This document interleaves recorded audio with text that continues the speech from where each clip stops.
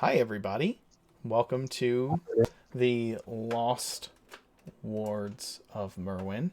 It is our Friday night D&D campaign, and we are rolling along. I just want to say thank you again to my patrons and subscribers. You are the ones who keep this show running, and if you enjoy what you see, please consider being a part of that.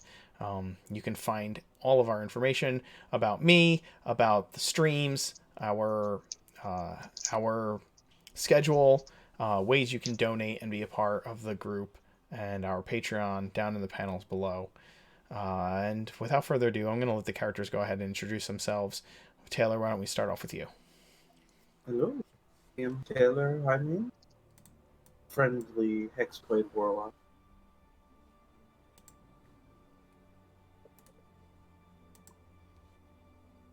Next, I am Tech Type. Played by the Wuho King, I am your friendly neighborhood ranger who spends a lot of time running back and forth because these guys are weak. Okay, and my name is Rowan, and I am currently our guest artificer, sir, and not actually part of the crew. You could never tell the difference. It's true, you can't tell the difference. I'm second. I am the necromancer and the wizard of the group.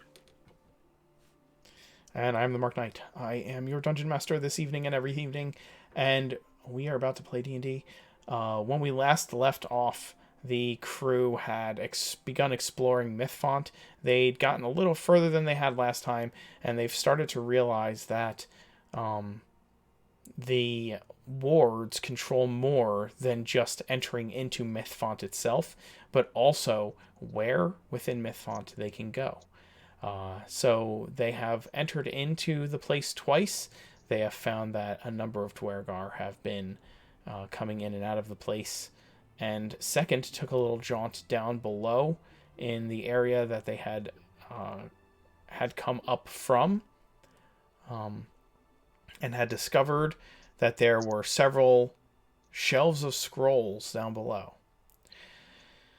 The crew had gathered to return to the ship that night with the information they had discovered and with the new handful of scrolls that that second had found. And their plan was to return the following day. The ship has yet to be repaired, but with the new scrolls of fabricate that they have been that they had discovered, they know that it will happen much sooner than later. And so now we return to the crew of the Daring Grace as they decide whether they will return to Mythfont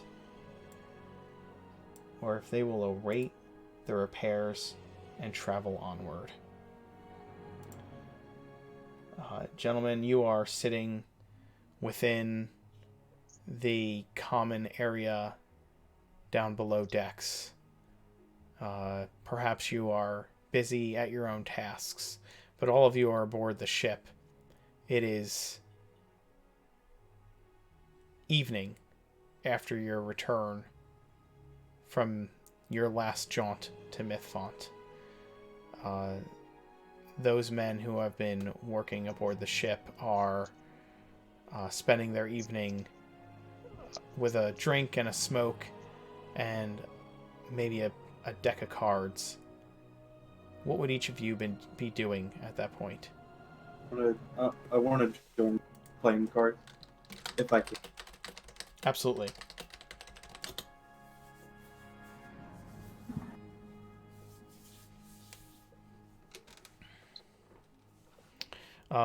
There's a couple of crew members and the master of the tops, Mr. Reed, and they have a deck dealt out and some coin on the table, and you sit down to join them. Mr. Reed tells you what they're playing and what the ante is to buy in, and you toss your coin into the middle. It's just a few silver to play. Cool. Throw in 2 silver.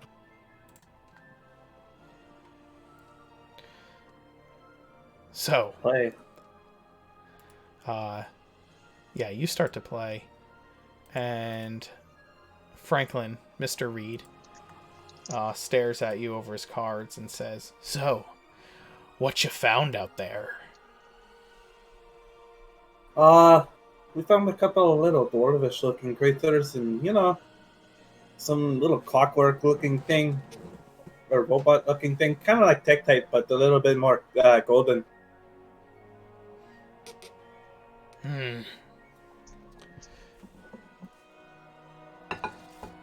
Never What went room? in for any of that magic stuff myself. Creeps me out. Seems pretty cool and deadly, if you ask me. Would probably be good guards for the Dying Grace.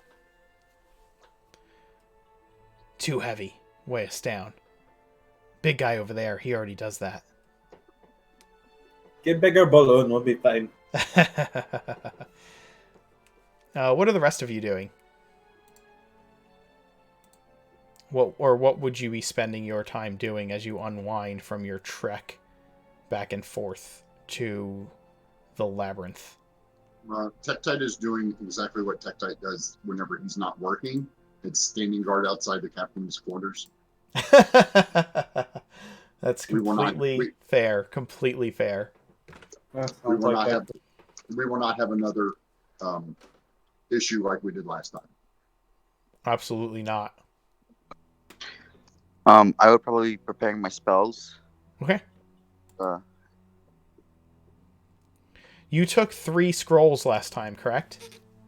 Yes, I believe one was enchantment, and was there abjuration? I don't remember exactly if there was abjuration. Yes, I think you took 2 abjuration and 1 enchantment. Yeah, that was right. Yeah, that sounds right. Okay. I wasn't able. I believe I didn't read them yet. You have not, but you have time now. So if I could do that right now, that would be nice. Sure. Yeah. So if second, should I roll an Arcana check or perception or investigation check? Arcana. Okay. Beautiful. Mm-hmm. All right.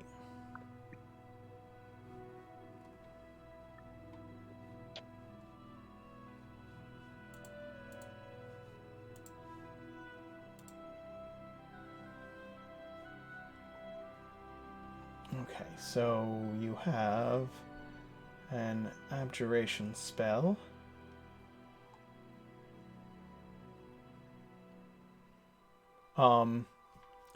There's a scroll of absorb elements. That one's nice. Yes.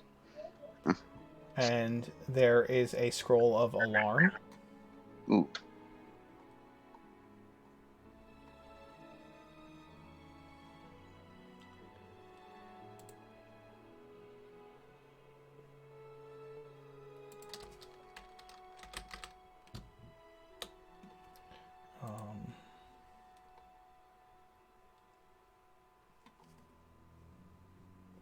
And then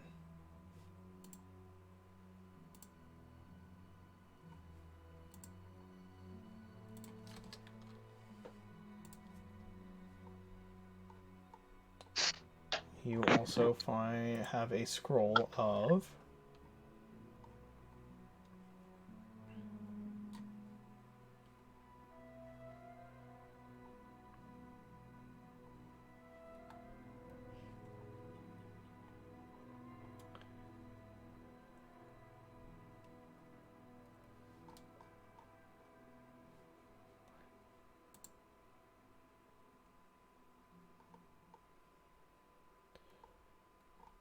you find a scroll of suggestion.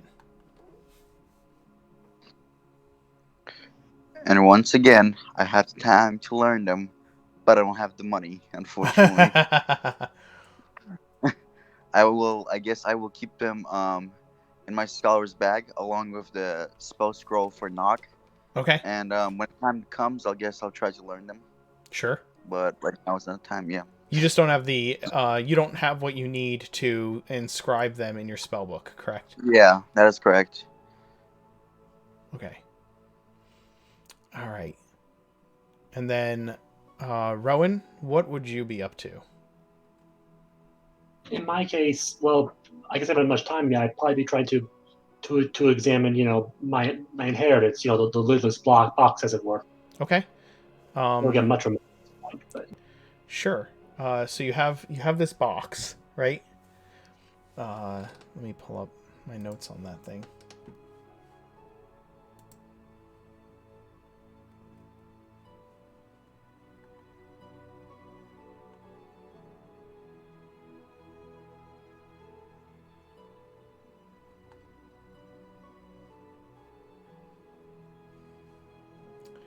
Where did I put that?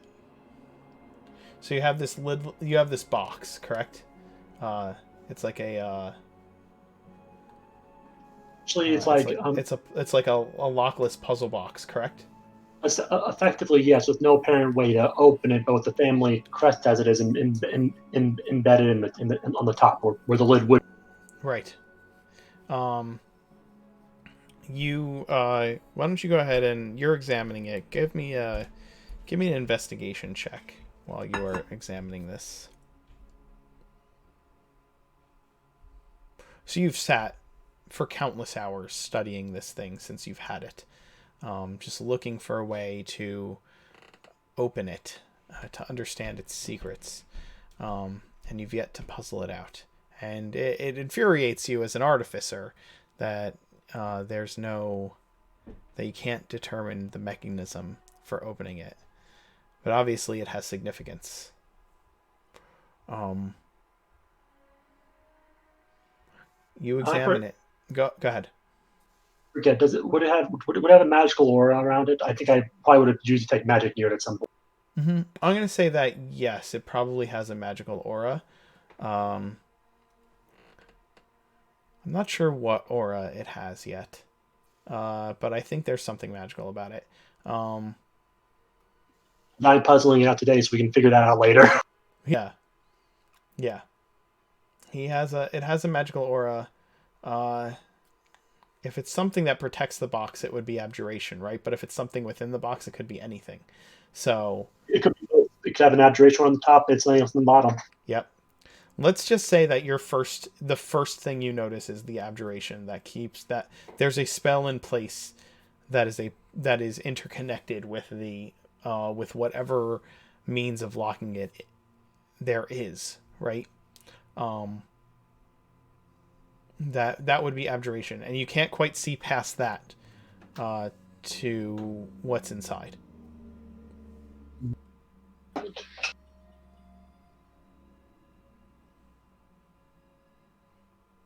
All right.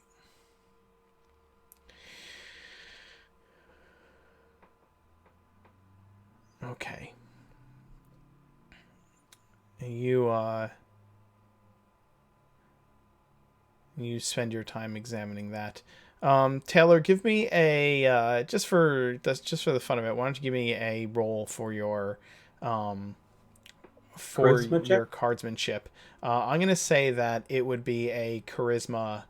It would be a charisma based roll, unless you were trying to cheat, in which case it would be sleight of hand. I will use sleight of hand. Fuck!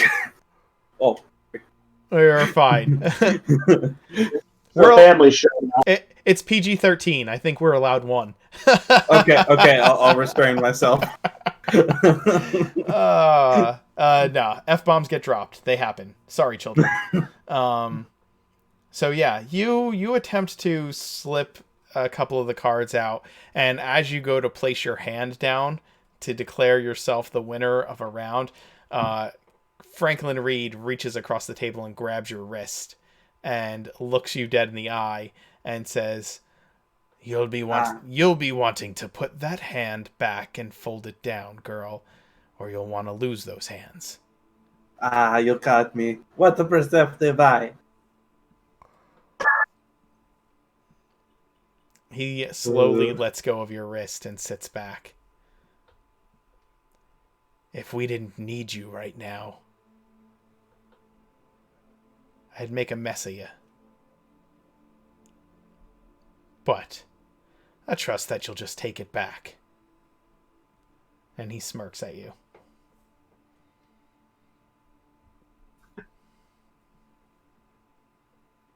See about that. I just smile back.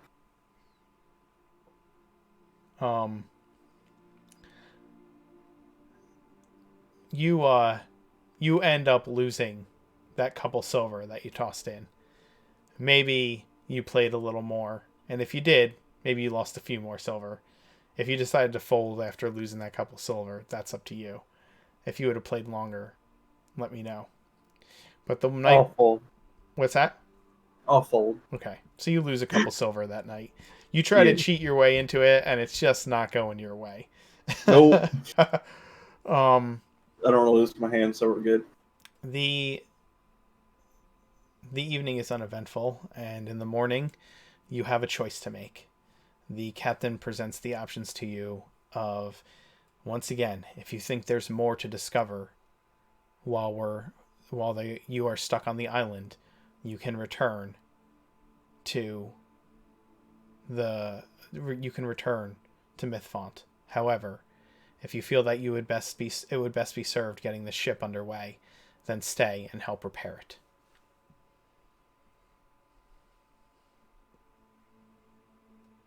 All of you can make the choice.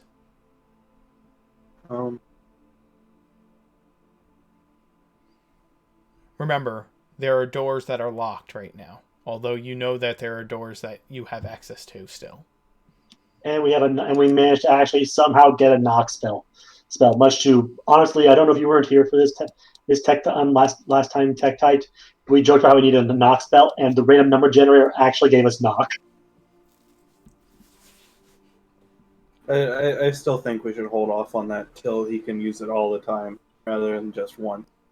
I agree. It is the scroll is in my hand, Rowan, and I think I should be the one to decide what I want to do with it. So for now, I just want to wait till I can actually implement it into my scroll, into my spell book.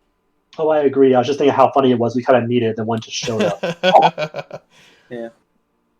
Well, personally, I think we should go and see if we missed anything downstairs, because there was another room that we saw that one of the Guardians went to. How long do we have before the ship is fixed, estimated? Because once it's fixed, they're leaving. They are. Yeah. You have maybe a couple days. So we have one journey there and one journey back, and that's it. That functionally, yeah.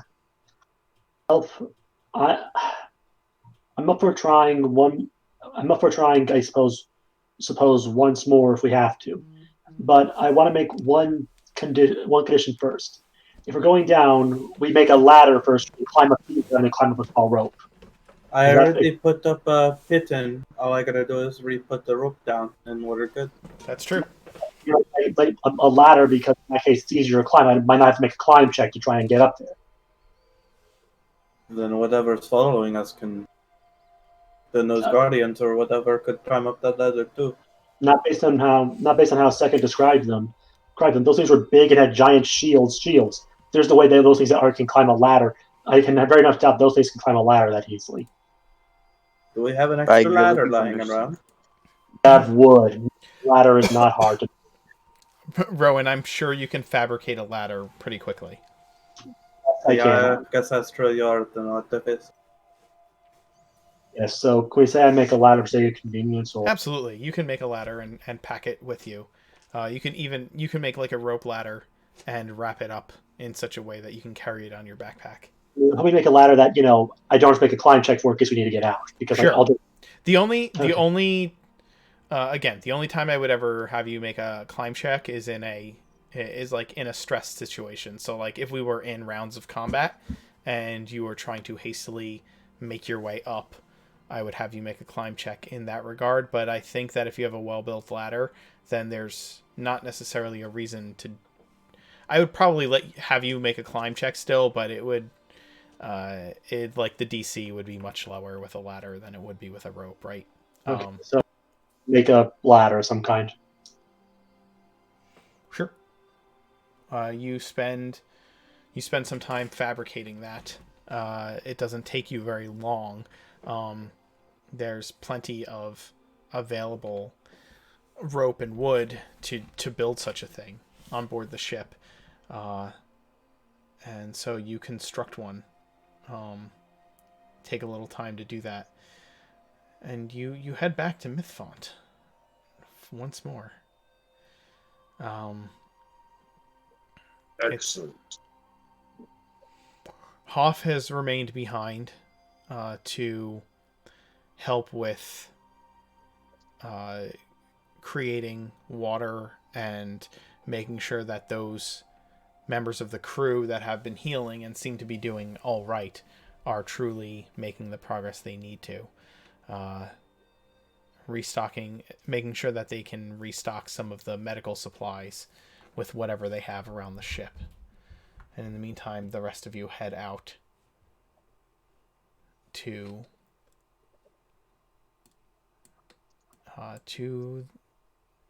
the sanctum. All right. I am going to apologize. I'm going to need to take a second here because I did not grab myself any water, and that is definitely necessary for the amount of talking I do. So give me 1 second. I will be right back. I'm so sorry. Okay, no problem.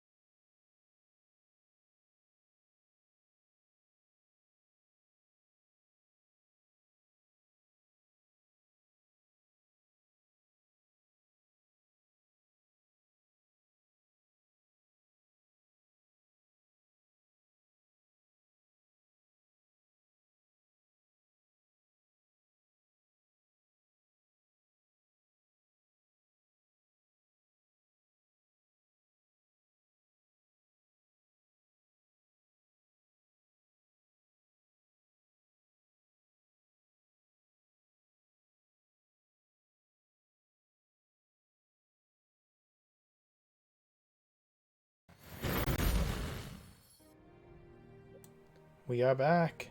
Sorry about that, everyone. Just had to go grab some water, and now I am good to go. Good to go. All right.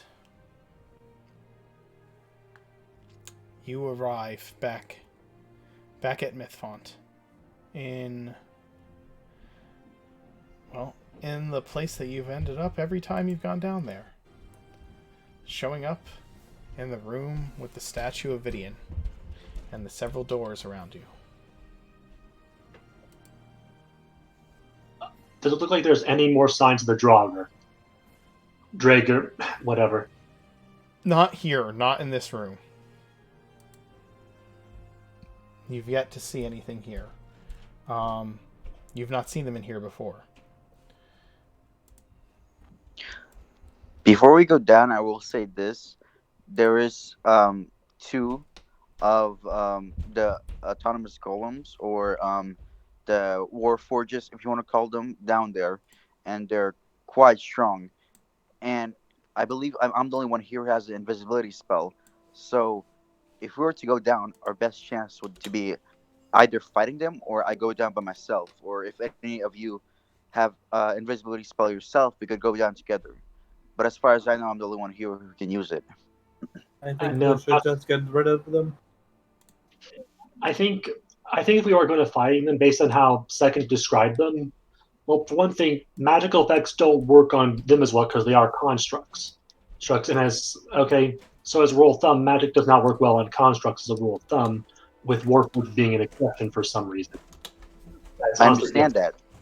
And if this was yesterday, I would agree with you. But right now, we have Tektite with us. I was saying, based on how you described them with giant shield hands separating their bodies, I would say if we could, our best strategy would be to try and knock them over or knock some of the bookcases into them when you topple them over. I mean, there's no guarantee, but there's a good chance that they would find a hard time getting up in normal. On the normal, they would flat on their back like that with that much weight on them. It would not be easy like that, I think. How would we go about doing this? Did you have a plan in mind? Of course I do. It does sound plausible. I actually have a plan. I actually prepared the grease spell to make the ground, well, very slippery. I'm thinking that, if the ground underneath them, is all oily and slick, maybe we could sort of charge them, use spells to knock them over. In that regard, knock them over, or otherwise push the bookcases into them to the top of them that way. Huh. So we're going robot tipping instead of cow tipping, is what you're saying. What is cow tipping? Is that some sort of weird country thing? That was in character, by the way.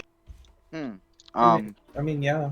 If you have grease, as an artificer, do you think it's possible to maybe grease the inside mechanics of of the golems or the warforges to break them apart? Would that be possible? Sort of. The problem with grease is that, unfortunately, it is still magical grease. At that point, they would probably be resistant to that sort of effect, I believe. So That's unfortunate. Right. Again, I don't know. Yeah, like I stated, with the exception of Warforged, constructs are very resistant to magical effects. So let's first things first. But which way are you going once you come into Mythfont? Are you going back towards that opening? Is that the plan? yeah, I think we're going back down here. I think so, yes. Okay. You're going to go there and you're going to set up the ladder, right? Yes. Mm-hmm. Okay, so let's put you all over there. Oh no! Where'd I go? Taylor has teleported. His deity has saved him. He was the enemy all along that we didn't know about. All we did that be with Kiana. I bet Taylor's underneath one of you. She's not. There, I just put her back. Oh, there I am. Yeah. Oh. There you go. Also, I am in my melee melee armor today, okay. Folks. Interesting. So, right, just in case you might need to, take a couple more blows, might be more helpful. But also because I can get up close to them and, I install Tinker tools into my armor, I might be able to say mess with them that way, mess with some screws that way if I'm up close and personal. Sure. Yeah, you come into this room and there's no Dwergar that you can see. There's just this hole that you believe was made by those Dwergar. And you see down into the room below.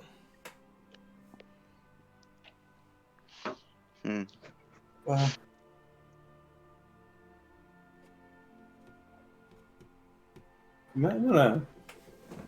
About your plan, Rowan, I don't think it'd be a good idea to knock over the bookshelves on the golems. How come? Well, those bookshelves contain valuable resources, very powerful scrolls of magic, and numerous of them too. That it would be a waste to lose all that. Why would knocking over a bookshelf destroy them? Well, as you say yourself, you would grease the ground, and I don't think a greasy scroll is in its top condition. I can clean with prestidigitation, no problem. I can clean it. Yeah, that can do. Well, if that's the case, then we will move on with your plan. Okay, out of character mark am I correct in that you can draw it was a soiled scroll simply unusable? Um, It is a magic scroll. You might mess up its property. sure. That's why I'm asking. What would Yeah. Rowan know, right? Like, I guess Rowan would know that as an artificer, like the delicate nature, whether the scroll is of a delicate nature. Like I it's soiled think- and clean with matter. Yeah.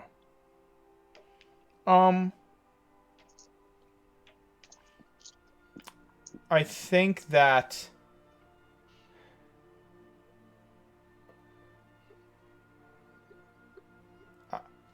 could you use prestidigitation to clean the grease off a scroll? Probably. You think that'd be fine? But even then, wouldn't the writing be messed up? Because It you could be. clean the grease out of the scroll, but it doesn't like clean, like make it turn back to its original state. You know what I mean? It's like the grease could have already like affected some of the writing, maybe messed up some ink or characters. Who knows? I think somewhere in the middle of that is correct, right? Like it depends on how much grease gets on the scroll. Yeah. So I would think somewhere in the middle of that would be correct. If the scrolls if you topple over a shelf full of scrolls into grease, if the scroll got depending on how greasy the scroll got, I think that would have a huge impact on whether or not you could just prestidigitation it clean, or not, or if this grease would like smear the inks on the scroll, causing problems with the magical properties of it. I think that's a fair assessment. Yeah, Right, you but the might be scroll, able to clean it. You just can't return it to its original condition. Right. Yeah, right, but the but in that scrolls are all situation- rolled up, right? The scrolls are yes, the scrolls were all rolled. Some of them were in cases. Right. So some of them, if they don't get too greasy, you can probably just press the in case them clean regardless. Sure. And is that your? Let me ask this. Okay, we could talk about things like how dirty a scroll can be all night long. Okay. But the real question is, to what extent, like, how worried about that are each of your characters? Like, and I know you're trying to formulate a plan to go down there, but what's your priorities? What are your characters' priorities in going down there? What are you trying to do? For second, even if there's a small chance that the scrolls, even some of them, a small number of them will get, greased up and lose magical effects, he would be totally against the plan. So that is his stance on that point, I guess. Sure, that makes sense to me. Rowan's plan is that he's not going to risk his life for some magic that can be replicated elsewhere. Like as far as he's concerned, the scrolls are not unique to Myrwyyn. They might be valuable, but they can be found somewhere else or made somewhere else. There's no point in risking your life when life for something that's not even something not even one of a kind. I mean, you can't assume that. We're sorry, out of character, really quick, because this is a different world. We can't really assume how. We don't know the rarity of scrolls in this world. You can't just. I think we know scrolls can be manufactured. Like Rowan's an artificer, he would probably know that even in character. That's true. But we also know that artificers are rare. Also true, but you have two of them. Yeah.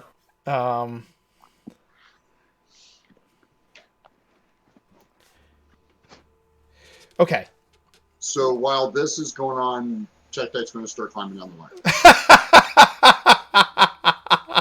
I would not expect anything less. Taylor just kind of wants to explore the rest of this place to figure out what's under here. So Taylor would be going right behind Tech Tate. Come to the dark side. We have cookies. Rowan, I'm sorry, but I can't take the risk of going with your plan. We don't know just how powerful some of these scrolls might be.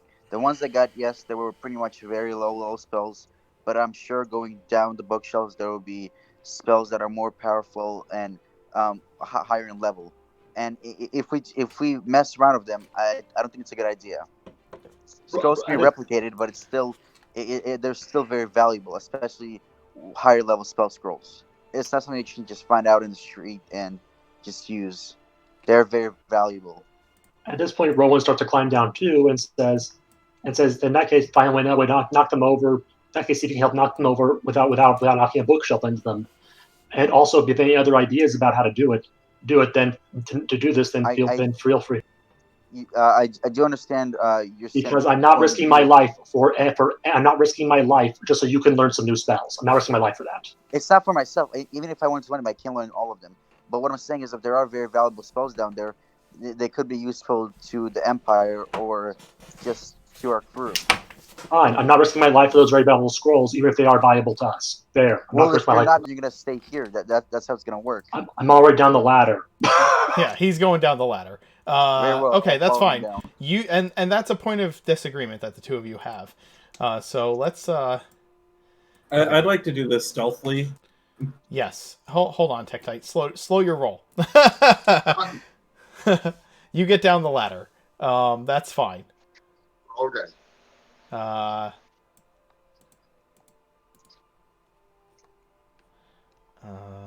Okay.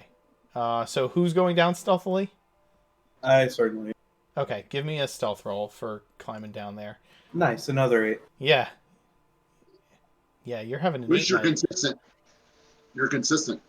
I'm getting all the bad rolls out the way first. Honestly, I'm gonna try and roll stealth just to see what I get. Again, Sure. At this point, I roll disadvantage because my armor's in heavy. Yes. I'm honestly just like, well, how bad will I? No, And I have +0. Keep that in mind. Let's find out. Go ahead. you do not have this. I'm sorry. A 2. You do not have this. Hold on. Why doesn't he have disadvantage? Because the artificer says that artificers do not suffer penalties for the armor. That's only an infiltrator mode, which I'm not in right now. Gotcha. I'm in guardian mode. I'm pretty sure it's both, but I'll take a look real quick. Continue. Yeah. I mean, you rolled a 2, so it doesn't really matter. Disadvantage, but yeah, if I rolled a 9, I would have somehow done better than Taylor, which is hilarious. Yes. Yeah. You guys are not. You guys are not stealthy. You are far from stealthy. Tektite doesn't even care about stealth. Tektite's just down there, stomping around. You guys climb down, and stealth is not at your advantage. And in fact, the reason it's not, part of the reason it's not, is because Taylor, as soon as you hit the ground, you hear the tinkling of bells go off. I'm going to immediately cast Armor of Agathis then. Okay. You joke, but I would have been fun if we all rolled nat 20s out of sheer humor. And the wall separates and steps out into the room as you cast your Armor of Agathis. And if everyone would like to roll initiative, the guardian of this room starts coming in your directions. Out of character question, would hideous laughter work on these creatures? Or on what these, does hideous golems? laughter say? It says a creature of your choice you can see within a range perceives everything as hilarious, funny, and falls in fits of laughter if the spell affects it. So it says creature, but I'm not sure if a golem... Does golem... It's a construct, I believe. It's a construct. Yeah, constructs count as creatures, but it says if this spell affects it. Just throw the spell up on the screen for me. You should be able to click on it, and it'll pop up. What condition does it give condition like charmed, frightened, etc.? No, it just says they'll start laughing. And they're not charmed, they're just laughing for a long period of time. Okay. In that case, under that circumstance, it's still a construct, so it has resistance for sure. But as resistance, I mean, it has disadvantage. It has advantage against to save against it, but yeah, then it affects if it doesn't actually do, But yeah, there's no reason it doesn't do it. That you can see within range perceives everything as hilariously funny and falls into fits of laughter. The target must succeed on a wisdom saving throw or fall prone, becoming incapacitated and unable to stand up for the duration. A creature with an intelligence score of 4 or less isn't affected. I'm pretty sure golems have a higher score than 4, right? At the end of each of its turns, and each time it takes damage. The target has advantage on the saving throw if it's triggered by damage On a success, the spell ends. Do you want the out of character answer or the because in character I don't know. Do you want the out of character answer? Yeah, it would not. Right. No, You okay. you would think it wouldn't work on a golem. Okay. Yeah, it has to have a certain intelligence threshold, and golems, being that they are constructs, or anything that is a construct, tends to have a lower intelligence level. Right. All right, so Oh wait, Taylor, before I you're forget, armored up. I'm sorry. Before I forget, before I head down, I want to do one thing before I forget. What's I'm that? going to can't use disguise. Make myself look like a golem. One of them. Okay, you have disguised yourself to look like one of them. Understood. Right. So physically, appearance-wise, I sound like one too now. So that probably helps. Absolutely. Oh, what did I do here? Crap, all my spells are either poison or fire. I am useless in this fight. I just realized that I can't do anything that'll help you guys. Sorry. Why not? Because if I cast a fire spell, the room will lit on fire, including the scrolls and bookshelves. If I cast a poison spell, I'm pretty sure golems are completely immune to poison. We'll find out. You're fine. I'll Cast one and find out. I rolled fairly well doing them next time, and they are constructs. I probably ought to tell you together they're immune. They're constructs. Like made of stone. Can I hit it now? Yeah, you can hit it. It's your action. All right, I'm going to move forward and say, I'm sorry, brother, but you cannot stand in our way. Nice. And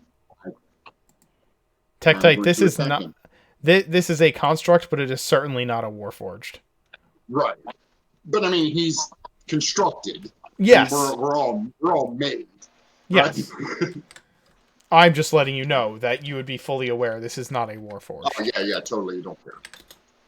I thought warforged were. It's weird, isn't it? I thought they're humanoids, not constructs. We are. Yeah. Yeah. They changed it from one edition to another. Does 21 hit it? Yes, it does. Good. Then I will use my bonus action to. Oh, well, no, I gotta do that beforehand. Never mind. Sorry, I always think of this like a smite, and it's not. The pointer warrior. Right. Alright, Tektite, you slam your scimitar in it. And your scimitar is not magical in any way, correct? No, it is not. Okay. I don't have any magic items. You slam your scimitar down on it, and it locks the two stone shield-shaped blocks together in front of it, and your scimitar skitters across them harmlessly. Oh, I'm done. Taylor? I'm going to run up behind it and say, "You're ready." I'm going to make 2 scimitar attacks. Okay. Both of your scimitars strike into vital areas in the back of this constructed guardian. Oh, I accidentally clicked the next. Right. But it does deal the... you do deal the total of 13 points of damage to the creature as you cut into gears and clockwork mechanisms that are built into this creature's torso.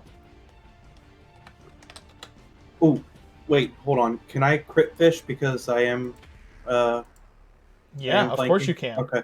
Yeah, go ahead and roll 2 more. I forgot. Okay. No worries. I went to flank on completely on accident, and I forgot to roll advantage. You are good to go, man. Second, Taylor and Tektite have come onto either side of this thing, and you watched as Tektite's attack was completely useless in penetrating the defensives of this creature, but Taylor is tearing it apart from behind. What are you doing?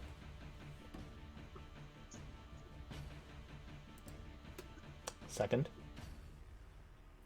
Yeah, sorry. Again, second is not sure as to what to do because his spells again are limited to poison and fire, so he'll only use the only spell he thinks can be used from the situation. Okay. Is Tedious Laughter. That's his best bet right now, he believes. Okay. You cast Hideous Laughter on the creature, and you feel the spell land, fall over the construct and just fizzle out with no effect. Mm. And knowing this, he doesn't have any more actions, so he'll start thinking about his next course of action. So Sure. yeah. No worries. Rowan? Okay, Rowan is gonna, try and stay up there to act like one. And okay, obviously I don't think he's gonna. And Myrwyyn was a human, right? The legends. That's what the legends say. Okay, well, okay, Rowan's gonna try and speak and say, and so essentially, if I get a term initiate standby mode, and it's gonna try to use my Tinker tools essentially to try and mess with it. Okay. Give me Like a... So you're gonna try and get in there and mess with the thing? Right, they're embedded in my armor right now, so I figure I could do it I use my Sure. intelligence when they're embedded in there. Like, Sure. Give me a... I guess intelligence save. yeah, absolutely. It makes an intelligence save. Is that what you're saying? No, I'm doing it because it'd be essentially the Tinker tool plus yeah. intelligence for proficiency. Yeah, roll an intelligence roll to try and see if you can find a way to mess with this thing with your tools. 18, huh? Yeah, you get your tools in there and you start messing around with it. Yep. You shove your tinkerer's tools in there. You start. You see lots of clockwork and gears, and you see screws and different places where you can definitely loosen things up and gum up the works. And you start getting in there with your tinkerer's tools to attempt to do that. Why don't you give me a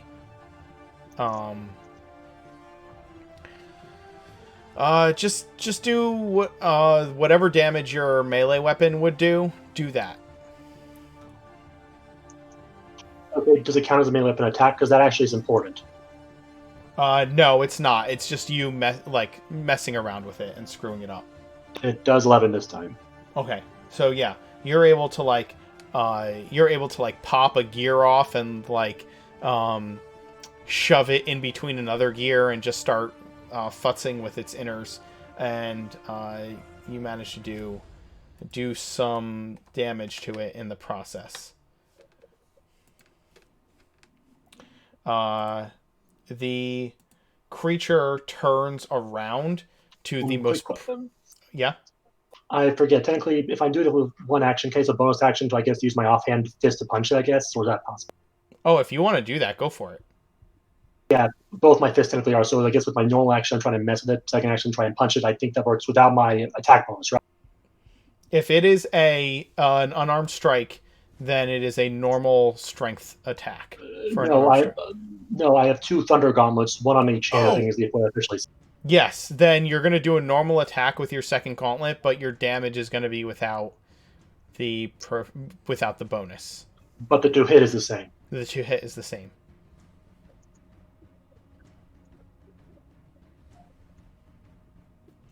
Sorry, wrong. Well, you didn't. Doesn't matter. 9. Yeah. You go to slam your gauntlet into it as you have started to mess with its gears. It realizes that you are not a friend, but an enemy, and it swings around, knocking your hand away from its internal parts. And as you go to slam your fist into it, it brings up one of its shields to block your blow. Sorry, wrong roll. Okay. And it blocks your blow, turns all the way around so that it is facing Taylor, and it is going to slam one of its huge stone shields into Taylor. Or at least attempt to. Give it your best shot. Don't taunt the giant monsters. 11 to hit. Misses. Okay. So it misses you. You're just too lithe and nimble and get around the blow. And it is going to step back towards its bookshelf, in between these bookshelves really quick, and turn to face all of you from that position. Rowan, you do get an attack of opportunity if you so choose to take it. I do choose to. Mm-hmm. Another 9! Oh! Yeah, it takes a strategic step back, and your gauntleted fist just misses your target as it does so. Tektite? Oh, bonus action. Going to do this. Okay. And then I will. You channel attempt to- the energy of the many planes into your blade. Yep, and then I go to hit it. 12. Okay.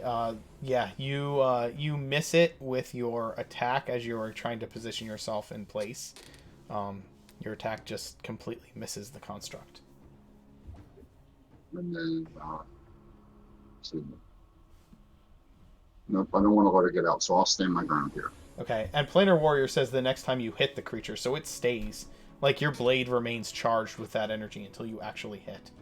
No, on this turn. The next time you hit that creature hit on this turn? You're right, Yeah, I didn't finish reading that line of text. Yeah, have to do it every turn, which is why it's done that way so you can't keep doing bonus actions all the time. Okay. I'm sorry, Yeah, I I didn't must read say it my all bad. the way. Taylor? Yeah, no. He will. No, we just gonna swipe. All right, go ahead and make a couple of strikes.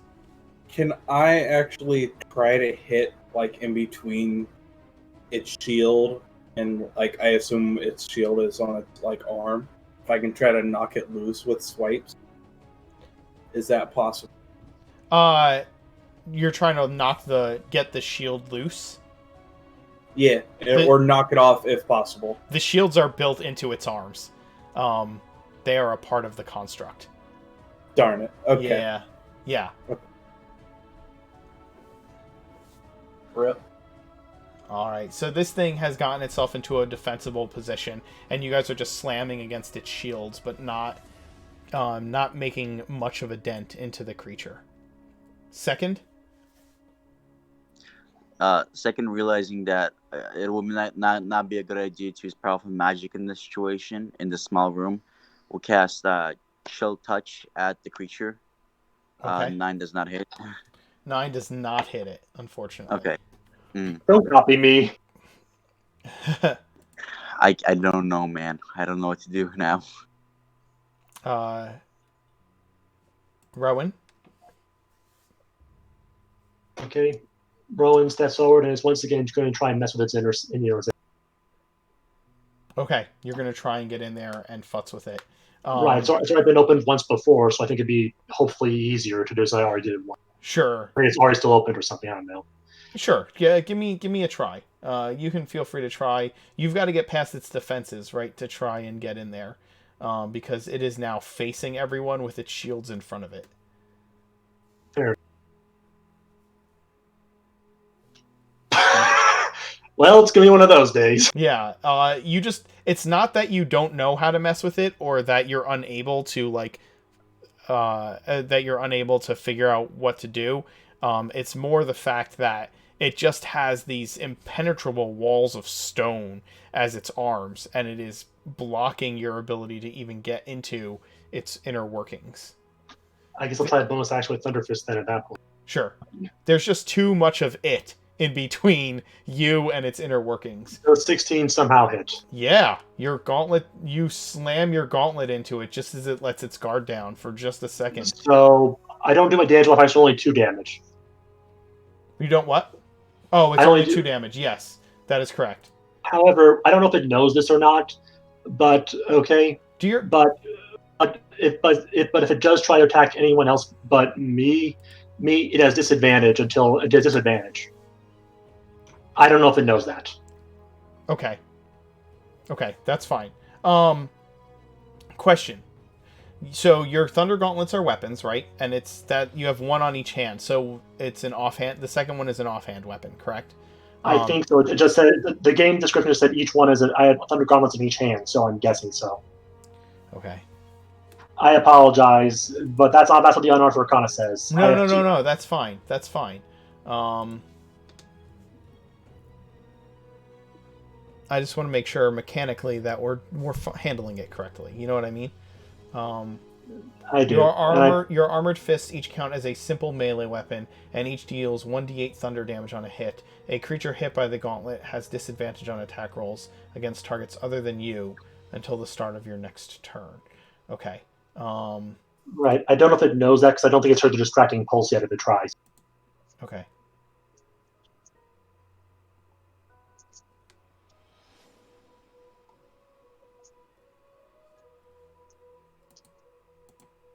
I apologize for the You confusion. are the person that has damaged it the most. No, I have no. That would be Taylor. Yeah, that's true. Hold on. Realistically, I don't know how smart it is, but it has not heard the distracting pulse yet, so I don't think it knows that I do that yet. That's the I did yet. But if it tries to attack anyone else but me, it'll suddenly be very distracted. It might figure out then. Right. That's Rowan's best guessing character at any rate. It doesn't know yet. Actually, we've done the same amount of damage. 13 total. Yeah, so have I. Really? Yep. I thought you did more than that because you got it in 2 hits. Yeah, but they added up to 13. It was a 6 and a 7. Well, you've hit more consistently than I have. The Thunder Gauntlets don't give you a way of actually making them in like a double attack roll, right? Like, the answer is I honestly don't entirely know. It just says I have each one, like each of my fists Thunder Gauntlets, so I assume I can attack one of my offhands. My just guess, like you're wielding 2 knives. Yeah, That's my right. That's my interpretation. Though if you want to say differently, we can retcon that attack. The difference is if you use your action to make the attack action, then you can use your bonus action to make an offhand attack. If you don't take the attack action, you don't get a bonus attack. Right. Okay, that's true. Oh wait. Oh really? Oh really? Yes, because that's how it's worded that way. So you can't do what you're talking about. It means that basically a rogue can't run up, disarm a trap, and then stab the guy standing next to the trap that set the trap. Because you have to, in order to use a bonus action attack, you have to have used the attack action for your first attack. Yeah. Okay. Okay, I didn't know that. It missed, so no harm done anything this time. But next time I know. Okay, that's fine. Let's. I don't normally dual wield. No, it's okay. It's okay because I'm terrible at keeping track of all the rules. I'm much better at telling stories than I am at keeping track of all the rules.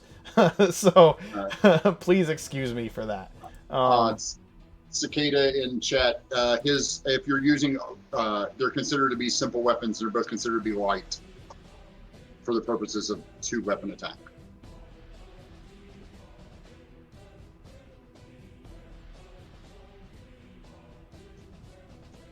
Same reasons Monk can do it. Yeah. Yep.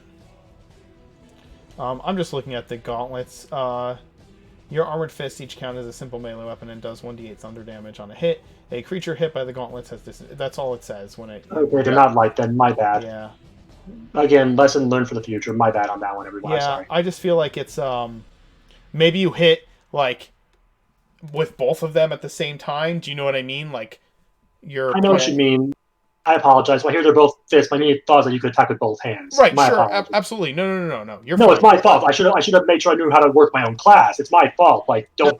It's really not a big deal. We'll get over it. Yeah, it's like that because you at 5th level you get 2 attacks as the armor. You end up getting 2 attacks. That makes sense. So you can do it. You can flavor it like a 1-2 punch with the 2 attacks. Yeah. Or if you take a feat at 4th level, if you took the 2-weapon feat, it gives you the ability to take the 2-weapon fighting style that says you don't have to have it. Or if you multi-class into a fighter, which says that you take the dual weapon Right. fighting Yeah. style. Yeah. In that situation, you'd be able to use it like that, right? Yeah, it's built that way so you can have the option when you multi-class. Right. Right. Or take up feats. Right. But if you don't have that, it's just like, oh, I punched him once. Okay, good. Right. Okay, that makes sense. Okay, I understand. Now, again, I apologize for that. I apologize. No, and I apologize for we're taking up a lot of game space with a lot of like figuring out mechanics, but that's cool because that's why they make this stuff available is so that we can try the Unearthed Arcana stuff and figure out how it works, right? Yeah. So anyway, Okay.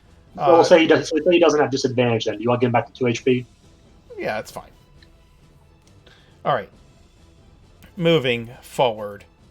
It's going to try to hit me again, isn't it? The stone defender is going to attack what's right in front of it, I think. Oh, good. Sounds Okay. He tried to hit you. He tried to hit me. What are you doing? Well, he's going to try and hit what's right in front of him. So he's going to attack Rowan. Because I guess he crits. It's backed itself into this corner. So let's see what he does. I'm hoping it'll crit. I mean... You just revealed your hand. Oh my god, I crit. Did you really? Oh my god. Yeah, everybody in chat can confirm it. Cicada, do you want to go ahead and confirm that is a crit? I can see it's a crit. I'm sorry. You apologize. You cursed yourself, man. You cursed yourself. No. You rolled it. It's your fault, DM. No, I cursed. You can't take that away from me. All right. No, whoever rolls it, it's your fault. That's always been the rule in my book. It slams into you. It slams into you for 15 points of bludgeoning damage as it slams its shield directly into your face, Rowan. Ouch!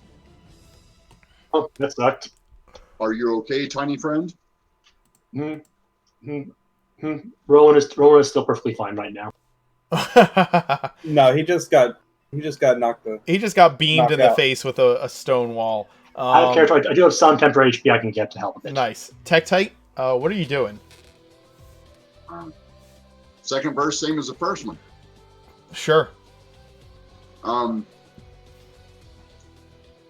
Actually, Tektite's going to try to use tactics this time. Tektite is going to push Rowan out of the way into this square. If Rowan will allow that, I will allow Rowan to be moved. Does he get attack opportunity off me in this case or not? No, you're being moved by someone else, so I would not make it an attack of opportunity. Yeah. In that case, sure. I'll allow. Yeah. Okay.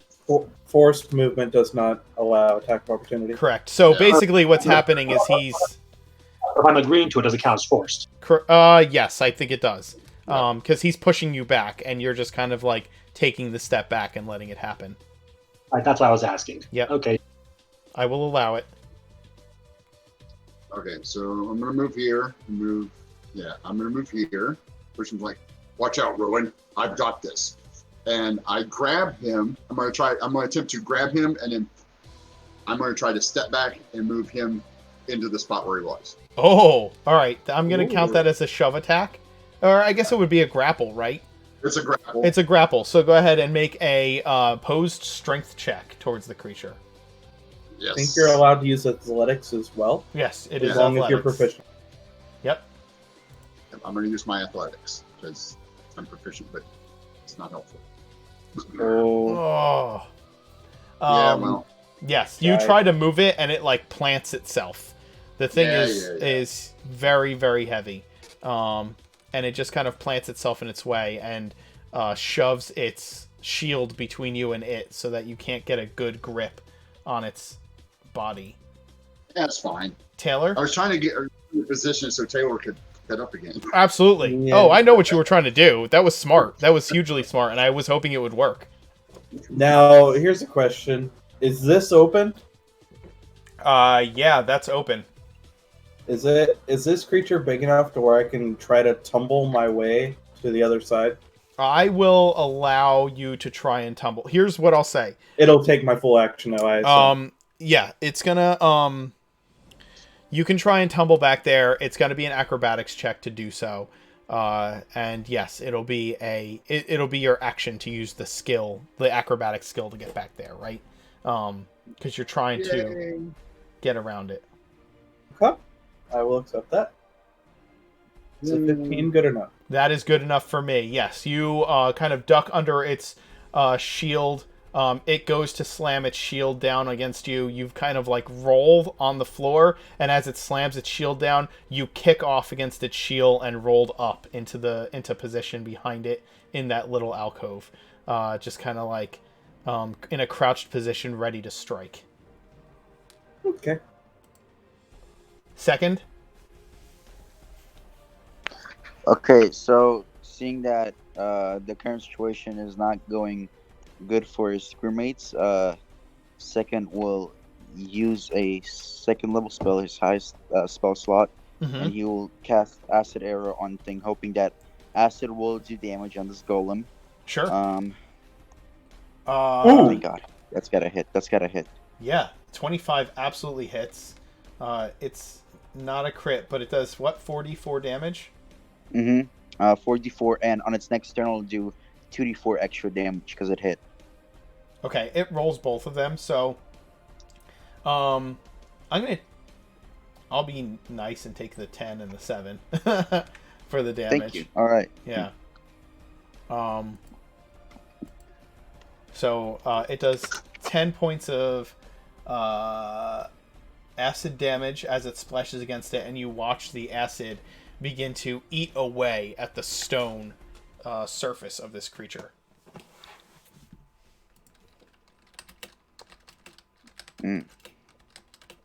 Okay. Seeing that this worked, second realizes that his best option is probably using this spell from now on this creature. Absolutely. Excellent use of magic, young second.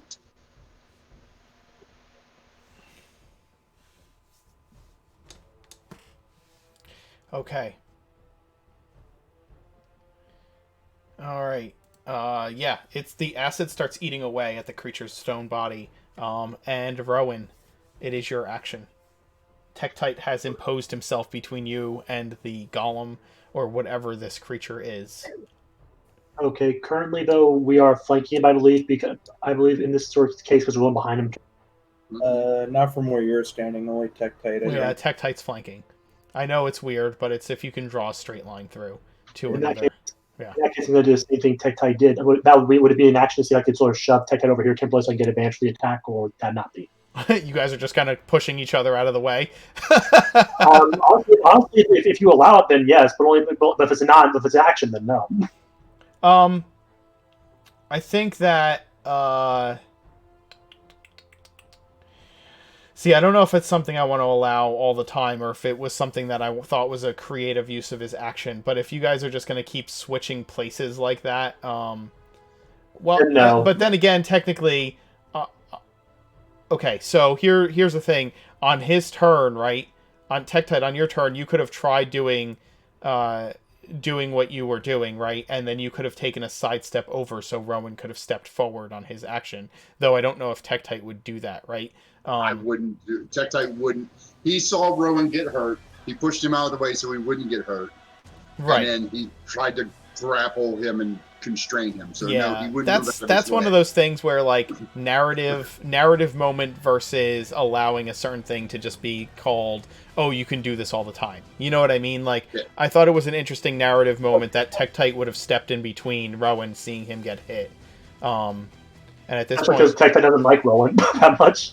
And at this point, I think if Rowan, here's the other thing, right? I would say to Tektite, if Rowan tried to move you out of the way so he can do the exact same thing that you just did, would you allow him to move you? No. Right. See, that's the other thing. Okay, fair enough. It was just an idea I thought might, but I understand the reason. Okay, well, in that case, let's see. In this, you can still just punch him. That's absolutely true. You can honestly, still just punch the thing. Actually, you said it's stone. It's stone's being weared away. Yep. I'm actually not going to punch in that case. I'm going to try to use my tinker tools, see if I can maybe. I don't know if it's possible. Maybe try and learn and see if I can reprogram him. Maybe mess with. If his stone's wearing away, I think that sort of thing might be possible. Learn about him. If you're trying to like assess him, then yeah, make an intelligence plus Tinker's Tool to see if you can figure out how this thing works. Right, helping the stones away might be possible. If the stone is, wearing away, it might be possible. This one wouldn't be like a damage thing as much as it would be like a figuring out can I somehow make this reprogram this. That is definitely true, but we have those other ones here, so it might help with in the future. Dude, Ak, thank you so much for gifting 5 subs to the channel. That's amazing. Thank you so much. Thank you very much, Ak. We really appreciate this. Or Aktharian, I think. Yep, Ak, Aktharian. Man, that is. Aktharian is also he's going to be playing in the Wednesday AM group that's going to be starting up. Well, not really AM, but the Wednesday daytime group that's going to be starting up. He's going to be a Warforged character in that game. So, Yes. Yeah. Welcome aboard, man, and thank you so much for your generosity. That's awesome. Welcome to the family.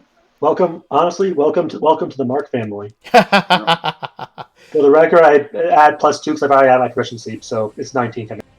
19. You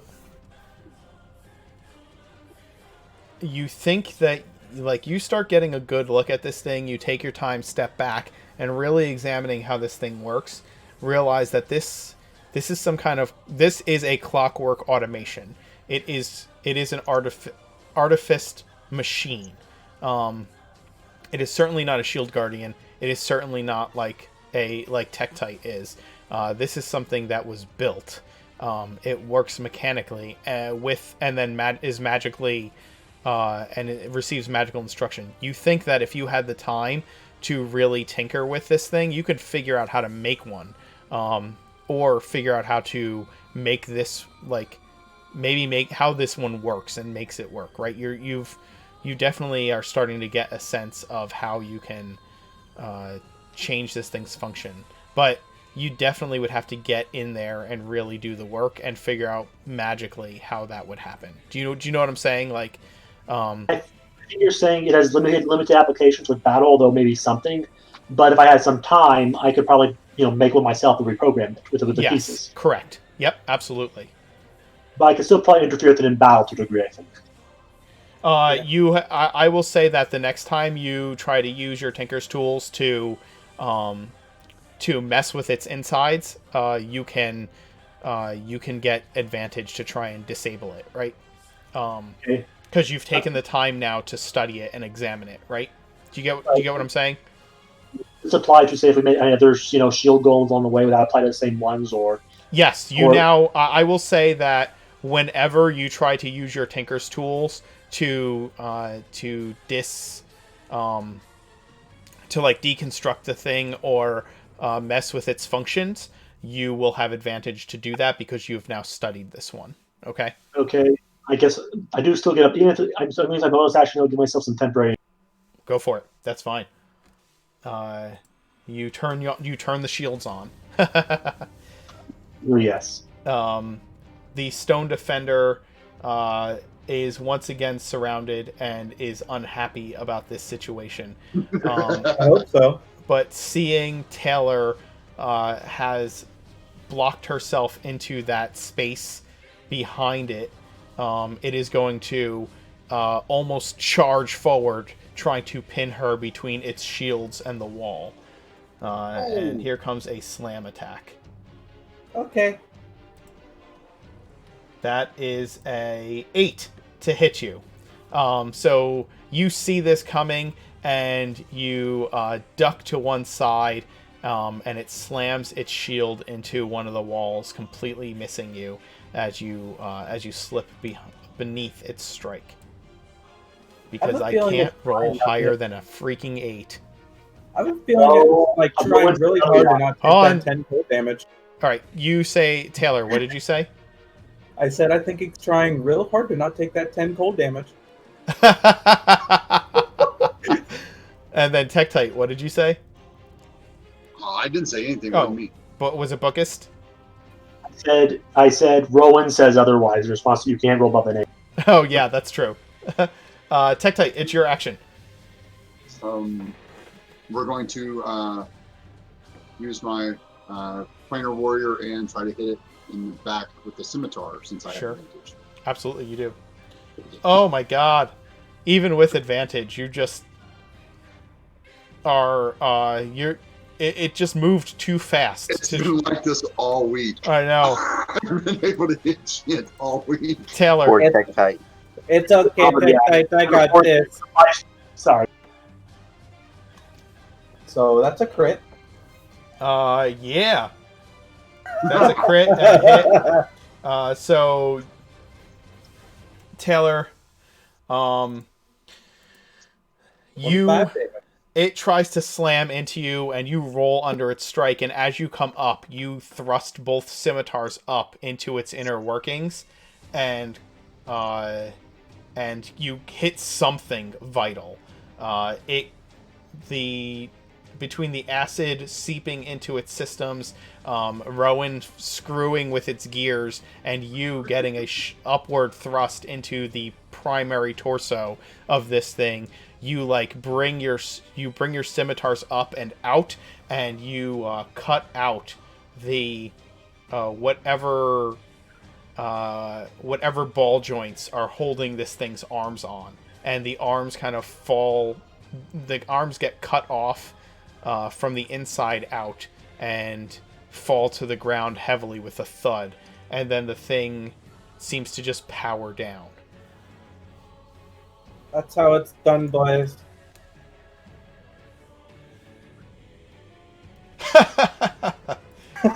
Walks away. That's amazing.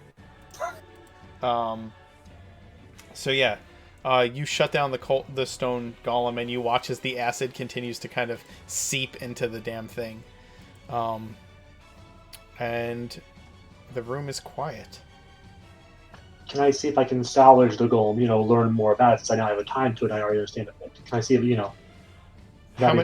How much time do you plan to spend trying to get this thing working? Because you could probably... you're looking at it, and the thing is, the insides are cut to ribbons from the scimitars. I'm not looking for most of the stone. Stone can be... I can make my own stone. I'm looking for essentially the core. The engine or brain. I don't want to take that with me. I'll say this. You can take...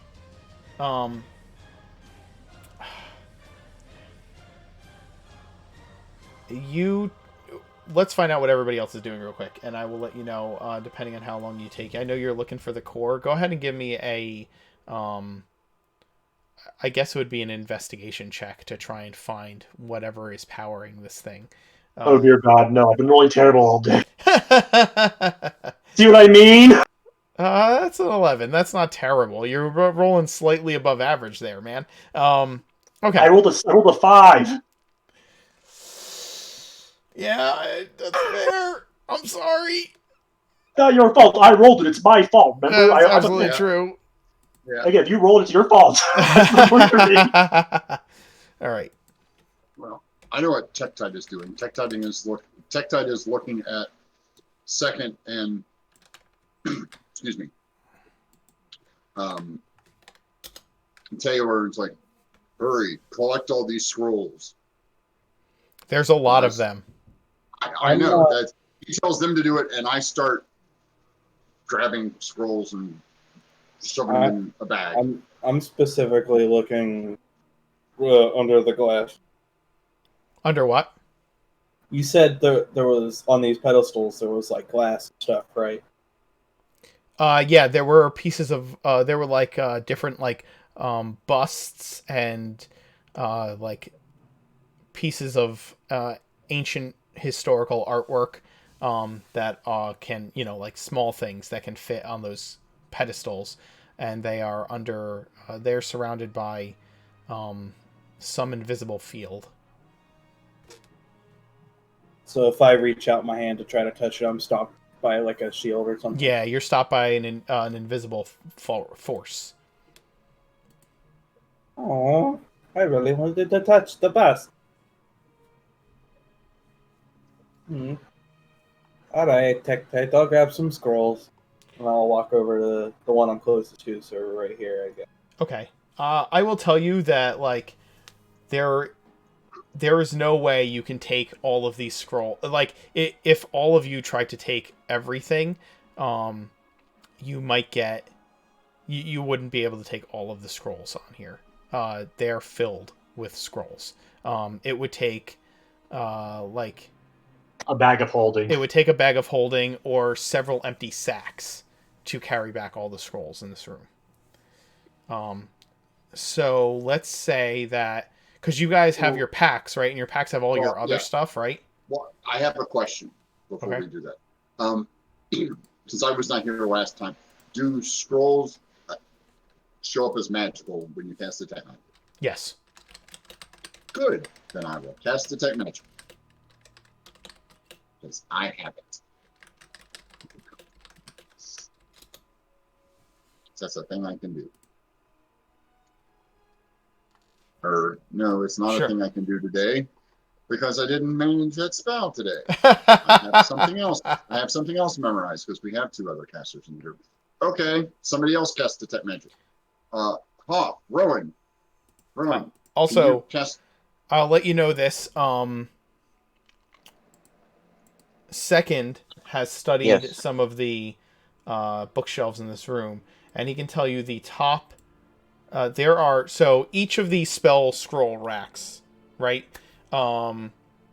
Have you can't and also Tektite, can you ritual cast Detect Magic or no? No, you cannot because you're a ranger, right? Yeah. Okay. I do not have ritual cast. All right. So each of these spell scroll racks have 4 shelves. Okay.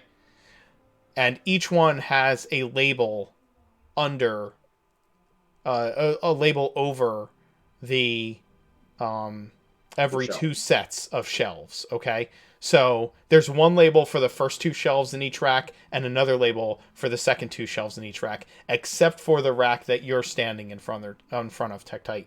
That one rack, second can tell you, is labeled Histories. Okay? It's all in Sylvan. It's all labeled in Sylvan. The one he's standing in front of, he knows that the top label is Abjuration. He was able to like translate that word. He was able to translate a couple words. He translated Abjuration on this one. He translated Enchantment on this one out of the 2. And I believe he was able to... I think it was Conjuration or Abjuration. I don't remember which one it was. Yeah, I think it was Abjuration, Conjuration, and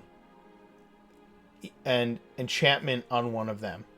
Mm-hmm. But there's 2 labels on each shelf. And he kind of put together that each one of the labels probably represents a school of magic. Oh, okay. Well, I will take... how many of these are in scroll cases and how many of these aren't on these shelves in front of me? I'd say about 50-50. 50-50? Yeah. Okay. Using my best guess with perception and investigation, I'm going to attempt to find the scroll cases that look like they're more important. You know, ones that are sealed with wax and not just screwed tight. All right, give me a perception. Give me a perception roll. Or actually, yeah, that's fine. Okay. Yeah, you figure the ones in scroll cases are probably the more important ones. And that if you open up the scroll cases, those are sealed. Those do have seals on them as well. Right. So the ones in scroll cases there's scroll cases that have the scrolls, just the scroll case screwed on, and then there's some that are sealed like with. Okay. So the ones that are sealed are the ones I'm taking. Okay. You just let me know how many of those. I have an extra sack, so I have a. Oh, do you? Yeah. We still have all that stuff from the time I gave everybody stuff, unless they left it. Right. So how many people have extra? Did you give extra sacks to? I gave them to everybody. Oh. Yeah. Okay. Then yes. You can go ahead and gather. Each one of you can take a full shelf's worth of scrolls if you would like, and put them into a sack. So if you're specifically taking the ones that are in scroll cases, that is fine. I will also need you. How are you doing this rapidly, or are you doing this stealth, like quietly? Which one is more important to you? I'm Tech-Tike's not doing stealth. He's doing discerning. So I'm picking it up, looking to see. I'm ignoring anything that's not in a scroll case. I'm picking up the scroll case, and if it's got a wax seal around it, it goes in the bag. If it doesn't, I set it off to the side. Okay. So I'm sorting the ones in scroll cases on my shelves because they're histories, and those are important. Hey, second, was there one labeled under illusion? I don't remember seeing illusion, unfortunately. But if one of you does have comprehend language, I think it would be a good idea to use it. I know it's a spell slot, but if you could, it would be very useful to know which shelf is which school of magic. Well, if we can't figure it out, take part of one shelf and part of the other shelf. I think second that you're literally the only one who can learn that spell. Yes, but I don't have comprehend language, unfortunately. You know what? This will be easy. I take a spell scroll. Okay. Do I have to? And I'm gonna walk up to this door right here. Okay. I'm gonna No, open don't it. open the doors. Wait. What? Don't. Yeah, second steps in premises and saying no. Don't open the doors. There's more of these constructs. If you do open it, there's a high chance that another two or one of those things will come rushing in, and Well, we it's just okay. fought one. If there's something powerful in the spell scroll, it'll obliterate it. What I'm saying is, don't open the door. Please, just don't open the door. It also has to be on your Actually, spell this list. goes to everyone. Yeah. Tech Rowan. I don't think it does. these You just yellow have doors, to make a please. roll to see if you Nope. can. It has to be on your spell list for you to use it. Does it? Yeah. Well, I thought you'd be able to make a roll. Yeah, you have to use it. So the way that spell scrolls work in 5th edition, and I have to give some thought to whether or not I want to change this or not. But according to 5th edition rules, as written, in order to read a scroll, it has to be on your school, on whatever caster list you're able to cast off of. And if it is a level, if the spell is of a level that you can already cast, you can cast it no problem. If it is of a spell level higher than yours, then you have to make a roll to see if you cast it successfully. Darn. Okay. I was just gonna try to open the door and blow up whatever was in there. Taylor would definitely do that. Yes, Rowan Taylor is would. at this point. Rowan is still like, I'll joke aside. I haven't managed to loot the core or not yet. If they're taking their time, so here's what I was asking. If you guys are taking your time to load spells into sacks, I need to know how, whether or not you are doing it in a manner that is hastily or quietly. Are you trying to be careful loading the spell scrolls into your sacks? Yeah, I'm trying to be careful. I'm not going to break anything. Okay. Yeah, be gentle. But yeah, we're going to spend at least 10 minutes, 15 minutes in here at least. Like 15 minutes. Then yes, Rowan, you have time to try to take the core out of this thing. And I will say this, with your investigation roll of an 11, you find the core and you see that it has been damaged, but you can take it. All right. Okay, I will take the damaged core. I think I can probably repair it. Is there anything anything on this creature that's not a common material that I can see, like not stone, metal, something I might take that's something that I might need to take with me. I will say that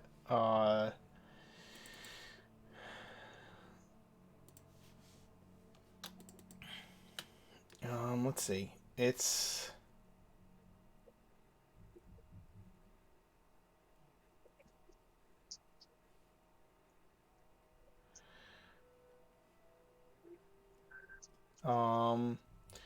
thick plates of stone riveted onto a stone defender.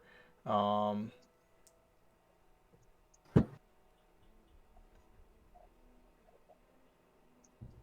see. No, it's mostly made of like brass and stone. And neither are particularly rare, right? Okay. Neither is particularly rare.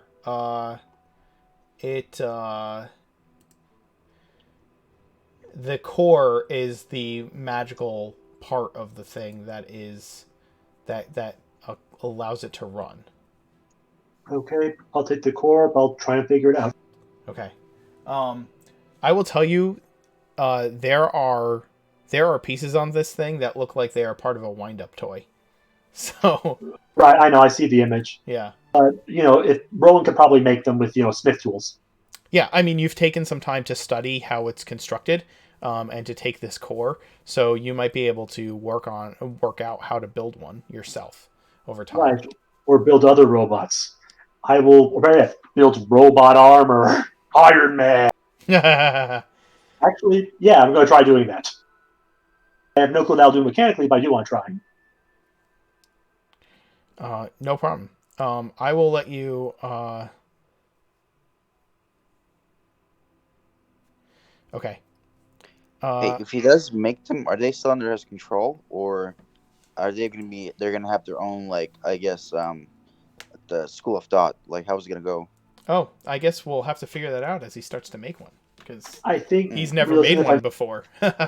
No, that is definitely true. But I think realistically, with Rowan, I think he would try and study, see if he can figure out, how to program it. But it might take a few tries. Yeah. I mean, Yeah, because I was thinking if you like make it and just starts attacking all of us or you and just kills you, that would not be good. No, it certainly would not be good. Honestly, it would be hilarious and a good way to go out. Yeah, it would be funny, but still, it will not be good. For that to happen. Come on, constructs aren't that bad. Look at Tektite. Look at Tektite, right? Right, but Tektite has his own, like, he has his own consciousness. Those things do not. He's a warforged, so. Okay. So yeah, it might see you and just start killing you for no reason. So just be Be careful of that. I'm going to say that each of you can get 15 scroll cases into a sack. Does that sound fair? I think except Rowan, though, right? Because he's focused on the brain, though. Rowan would not. Gather spell scrolls? He's focused on the brain more so than anything else than doing that. I think... Okay, that's fair. Okay, so you guys spend 10, 15 minutes kind of going through spells and grabbing the most interesting looking spell scrolls, or scroll cases, the ones that are the most intricate, the ones that are sealed, and throwing them into sacks. Are you Tektite, are you pulling scrolls off the rack that says histories, or are you pulling them off of one of the other scroll racks?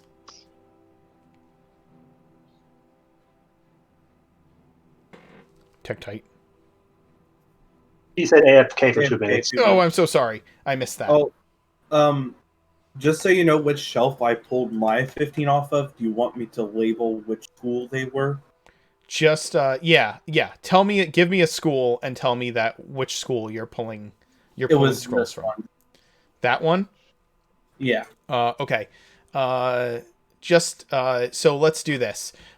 Starting with the shelf in front of Rowan, the top 2 is 1, and then the bottom 2 are 2. 3, the next one 3 and 4, the one in front of Taylor 5 and 6, and the one behind Taylor 7 and 8. So are you pulling from 5 or 6? So is 5 top shelf, 6 bottom shelf? The 5 is top 2 shelves, 6 is the bottom 2 shelves. I will pull from 5. So I'll just label it 5. That way we know in my inventory that it's from number 5.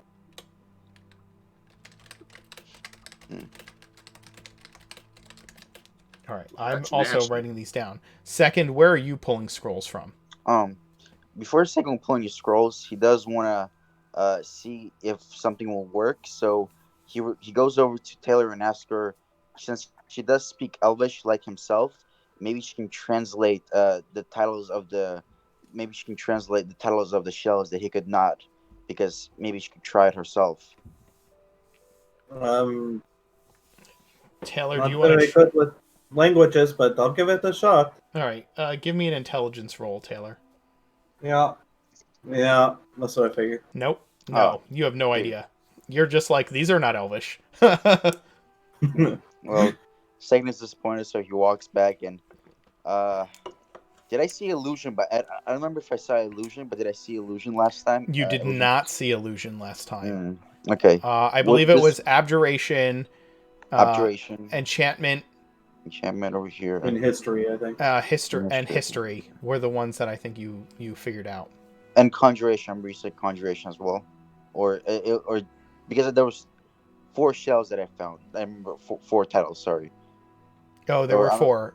It was abjuration, evocation, enchantment, Mm-hmm. and I'm sorry, I lost the last one, which I already said twice. Enchantment and oh goodness. So, I think if I remember correctly, he wasn't able to identify these two. So these Correct. two could possibly be illusion or like necromancy or something. Hopefully, Yeah. I pulled illusion because it sounds Yeah, just tell me, give me a shelf number. 1, 2, Okay. 3, 4, 5, 6, 7, or 8. I'll go with 2. This one. You want 1 and 2 would be off the first shelf. 3 and 4 would be off the second shelf. The one you're in front of. Do you want to pull off Okay. 3 or 4? Let's go with 4. Okay. All right. So I'm gonna type down that second pulls 15 fancy scroll cases from shelf 4. All right.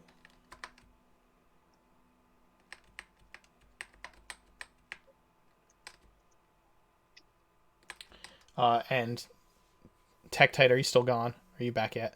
No, I'm back. Okay.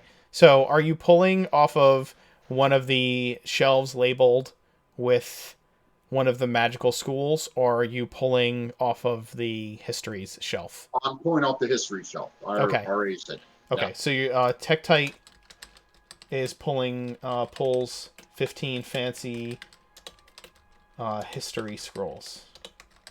Yes. Okay, and then Rowan gets the core. Yep. All right.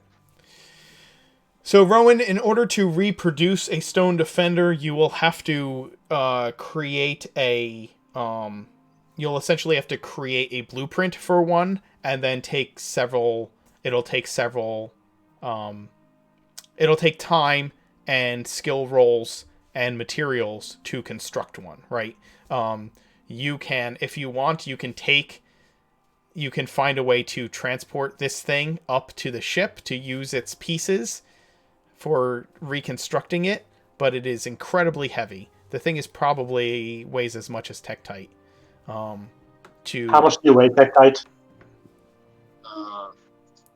Or something. Yeah, it's like 400 pounds. I can't. I'm not pulling that up a ladder.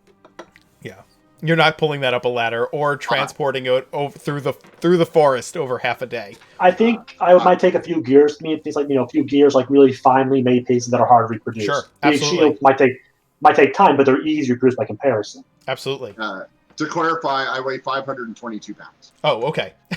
This thing is made of like stone and brass, like I've said, so it's not a lightweight machine at all. Somebody give me a D20 roll, please. I got. That's a nice roll. Okay, that's a good roll. All right, thank you. Okay, so you spend some time in this room. As I said, the rooms are all nice, right? The construction is nice. You have these huge stone slabs on the walls that are made of like probably granite. The floors are tiled beautifully, and the one wall next to you, Tektite, is there is like a reinforced metal shield wall kind of built into the wall there. That is that section that sticks out.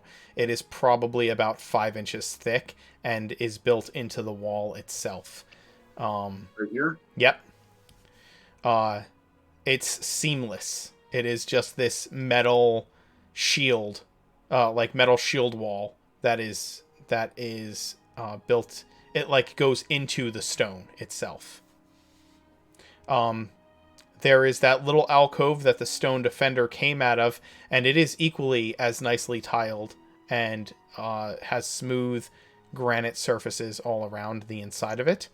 There are 2 full moon doors in this room, one leading to the south and one leading to the east that you have seen.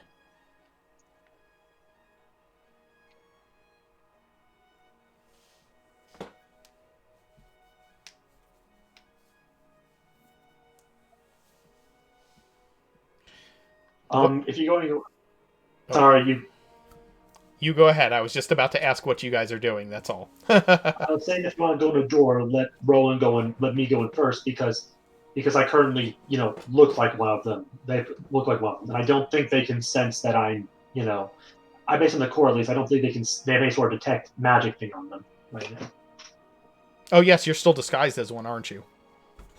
That is correct. Let me go in first. They might not be as aggressive toward me immediately. And I certainly sound like them when I clank around. Pretty sure you create an illusion, not like a hard, copy, right? No, it's an illusion, but unless they walk up and touch me, they can't tell the difference. They have to make an investigation roll to tell the difference. Yes, that's true. And he's wearing artificer's armor, so he clanks around. He can clank around and make noise as if he's one of them. Yeah, I guess that's true. Right, and I don't think they would inherently know it's an illusion. Like, they would immediately suspect it. Right. Again, what are you guys doing? Are you you tell me. So there's nothing. I mean, it's just a big wall with a shield on it. Oh no, not with a shield on it. It's like it's not a wall with a shield. It's like a big metal. It's just a big metal wall, right? It's Oh. Yeah. Yep, it's a big metal wall that sticks out about 4 inches from the wall itself and is built into it. As if plate shielding. Do you know what I'm saying? Yeah. I will examine that and see if I can't find a lever or a button or a hidden knob or something. Does it push, pull? It doesn't. It doesn't. I'll tell you this. It doesn't push, pull. And even if you, no matter how much time you spend like examining it, looking for some kind of lever or button, you do not find one to that activates anything in any way. Though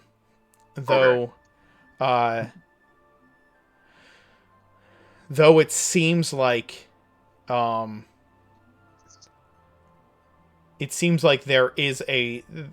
is something to this wall. Like it sits atop the tiles, right? There's something to it, but you can't find anything immediately around it or attached to it that would have some activation. And it doesn't move on its own? It does not move on its own. Okay. Yep, and you can't push or pull it. It seems to be built directly into the wall itself. Oh, okay. Yeah, I'll just... okay, I spent about 5 minutes going, and then I give up. Like, okay, so where are we going? We're going through this door? Or, Taylor, you said you want to go through this one. We go through this one. I just wanted to blast some spell scrolls into it as a test, but Okay. Well, that's fine. We'll go this way. Okay, that works. I open this door. As I said, let Rowan go in first because I at least look like one of them. It might be safer that he see me first. Go ahead then. Okay, are we all going down this door? Everyone okay with it? Sure. No. Everyone said, I'm sorry, what did you say second? Well, I just want to say that before we do go there, I just want to inform everyone that the door here, right next to over here, that was actually where Tektite fell, and in the place with the magical walls and all the paintings. So it is an option to go down there and explore because that was where Tektite fell originally. Maybe he can find something. We can find something interesting there. Okay, this door then. I didn't see anything interesting in that room. Yeah. Well, you did mention magical paintings and different kinds of artifacts. Paintings. I said paintings and artifacts. Well, yes. Yeah, let's make this fair. I'm gonna flip a coin. Heads is your door, tails is my door. Sound fair? Oh yeah, Fair. go ahead. Evens or odds? I'll let you choose. Mm, let's see. Actually, you go ahead. You choose. I'll let. Evens. Okay. All right, your door it is. Okay. All right. So which doors? So do you mean this door? The one you're in front of, Rowan. Yes, that's the door. Okay, Rowan's gonna clink on in first. Okay. You clank in, and immediately the alarm goes off, and the creature steps out of the alcove in the side wall. But seeing you, it does not move towards you. It simply begins patrolling the room. The room is, as I said, it is filled with these little alcoved walls that have an opening on one side, these 3-walled alcoves, and each one, as you can safely assume, as Tektite had discovered, each one has like a wall of force in it that protects the artifacts within. I'm sorry. Okay, I'm sorry. But like, do you say 3 alcoves, like 3 shelves? You mean, or I'm sorry. It's so. Let's see. Let me draw something here.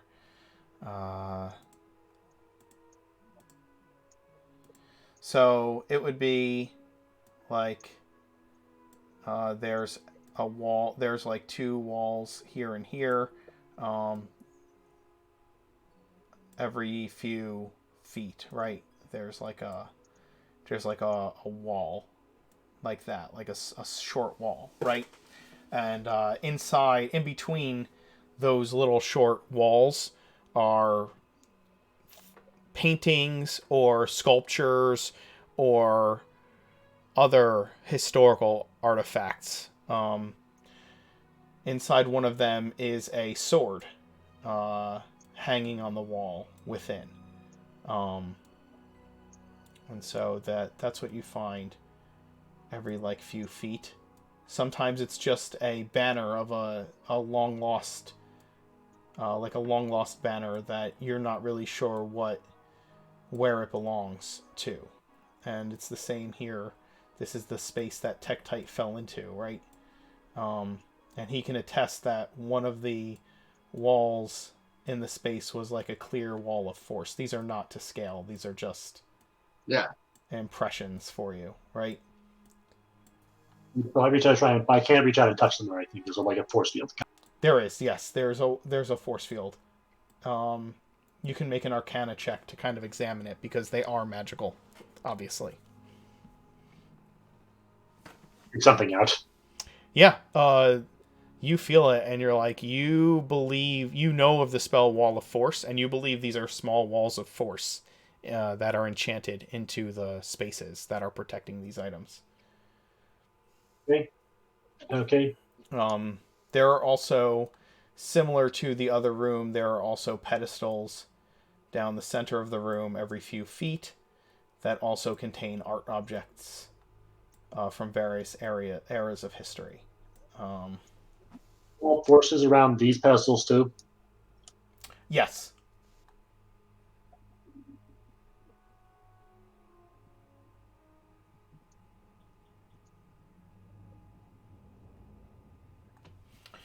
Okay, I'm gonna walk a bit.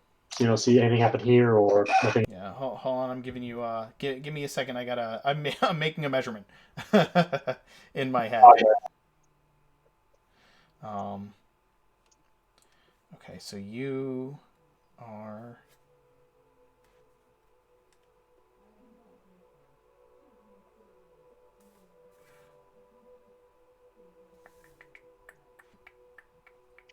I'm so sorry for the delay. Okay, I see. You're here. It's here, and then.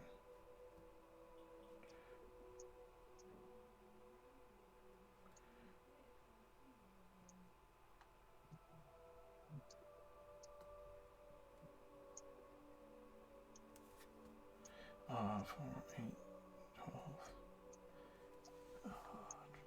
Sorry, guys. Translating off of graph paper onto here is not as easy as it looks. It looks easy. Okay, I see what I need to do.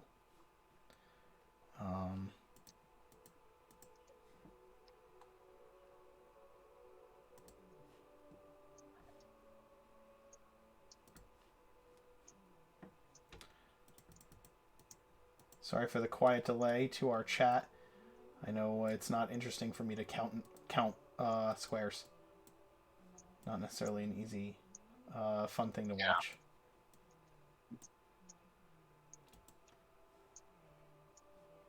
Meanwhile, Yeah, it's also not after the not Hall of cooperating Justice, very well. who's old enough to remember that? Meanwhile, back in the Hall of Justice. Yeah. Meanwhile, back at the, you know who did that first, don't you? Who did that first? It was, what's his name? Ted Wright? Oh, wow. Yeah. Okay. All right. So yeah, it goes about this far back into the room. Are these alcoves all throughout, with various different objects and artifacts within them, along with pedestals with art objects down the center.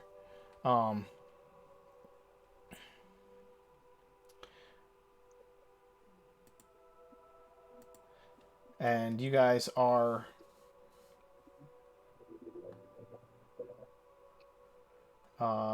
you are exploring the room, correct? Rowan, you start moving into the room, examining things, right? All right, you get about that far and are stopped. I teleport across. Using? The power of metagaming. Ah, amazing! Sorry, I couldn't resist. That's fine. Yeah, you get about that far and you stop. Not on your own will. You walk into a wall. That's not there. And it's not hard to figure out why. It must, another wall. You see beyond it, that sword that I said you saw hanging in one of the alcoves, you see that it is beyond this wall of this force field. You also see that the this stone creature, that is the stone defender, is passing through the wall. Wait, dumb question. I actually have one of the cores with me. Would that actually work or not? The core was damaged, right? So it's not actually a functioning core at this point. So you tried to walked forward and it stopped you, right? And you're holding the core, so you can make that assertion, but then you're like, well, it's not functioning and I already got stopped, so I don't know. If I have the core fixed, I could probably walk through it. There's a possibility. And I'm guessing I could probably fix some parts of it with mending, there's anything that's sort of broken or wires or damage, I could probably fix with that. I'm guessing it's not going to be that. Yeah, I don't think you can use mending to repair the magical part of the core, correct? You know what I'm saying? To impart... Right. Mending can't do it. If there's wires busted or wires that are frayed, I can use mending for that for sure. Sure, you can get it mechanically reconstructed, but whatever was powering it may take some kind of more magical energy than simply mending the broken bits. That is true. That is definitely true. And I'm trying to think. Crap. This is where D&D. This is where honestly, I'm not going to bother. I'm going to get. It would take more time than we have here at this point. It all depends on how much time you want to spend trying to do that, right? So I have Tinker tools with me, but in all sincerity, I don't think there's any hard and set rule about fixing a magical core. So how long that would take is something absolutely. So that one I'm saying it'd be honestly be up to you. Is that even doable? Yeah, it's one of those things that I think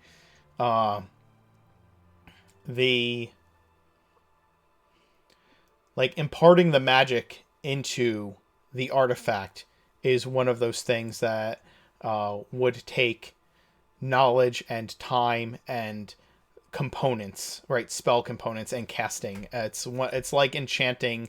It's like enchanting a magical object, right? So this thing has been ruined and destroyed. It lost all power and function, right?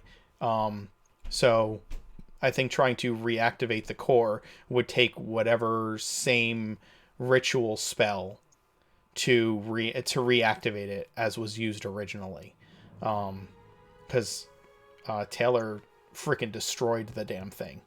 So there's like a big scimitar slash right through the middle of the core. So yeah. That is definitely true. Unfortunately, Yes. as it does stand, let's try and think. Okay, I walk out of here. Okay, I walk out. Okay. Have any of you also entered into that room, or did you wait to see what happened with Rowan going in?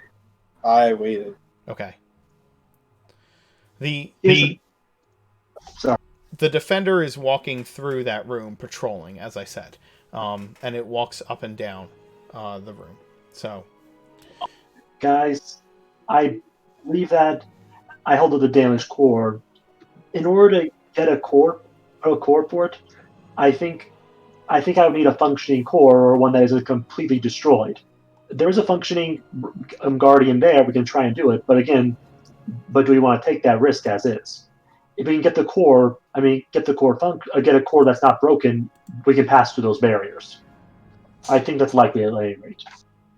Well, the other one wasn't that hard to take down. Yes, well, you stand in front next time. Okay, I will. I was talking to you. I was talking to second.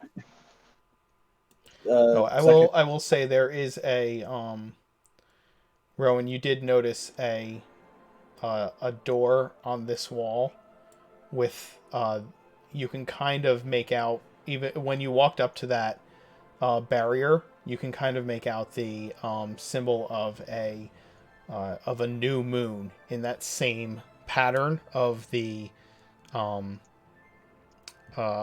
phases of the moon. The one most prominent on the door there is a new moon.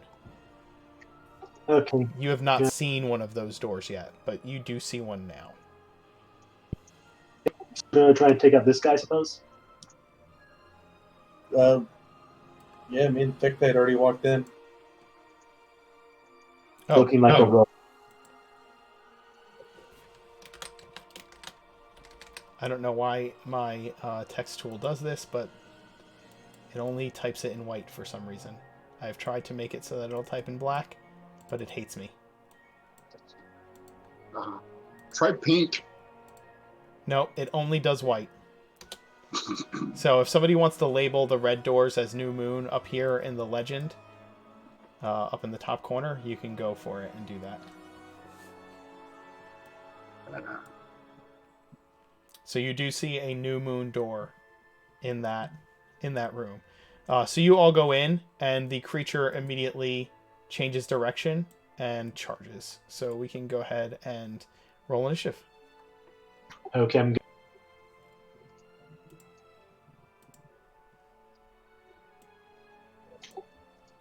And it did not. Actually, hold on a sec. Okay, go ahead and now roll initiative. Click your token and then roll. I keep my current roll. I like it. I think yes, I don't want to roll. You can keep your current roll. Just so that you can get yourself on the initiative chart, and then I can adjust everybody's rolls.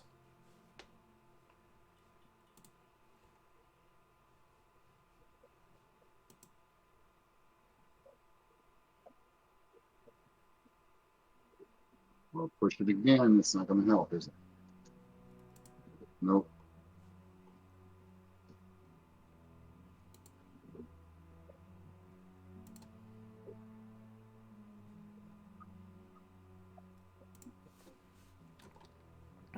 Can you still hear me? I can hear you.